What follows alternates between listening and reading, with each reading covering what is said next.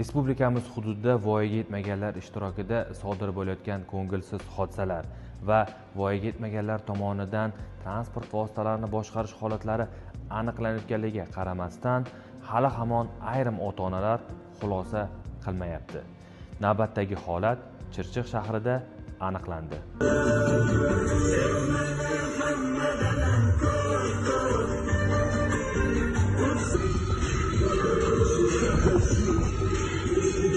Olib borilgan surishtiruv davomida mazkur holatni Chirchiq shahrida yashovchi 19 yoshli fuqaro haydovchilik guvohnomasiga ega bo'lmay turib sodir etilganligi ma'lum bo'ldi.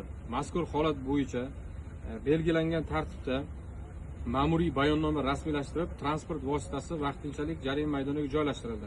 Ushbu qoidabuzarlikni qachon, qayerda va nima maqsadda sodir etib ijtimoiy tarmoqlarga joylashtirgansiz? 2005 yil staroy, ya'ni kichkina qo'yadi. Boshlab qo'ydik. Men yorib qo'ydim 1-2 marta.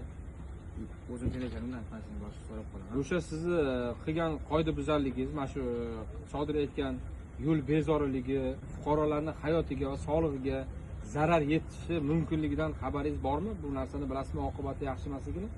Bildim, boshqa tarmog'da transport kechasigan. O'sha qancha maslahat beraman, baribir oxiri yaxshilikdan tugamas ekan. Shuni aytdim. Buni kimga qilishi maslahat bering. Ko'rib turganingizdek, ushbu qoidabuzarliklarni 2006-yilda tug'ilgan, hali haydovchilik guvohnomasiga ega bo'lmagan fuqaro tomonidan sodir etilganligi ma'lum bo'ldi.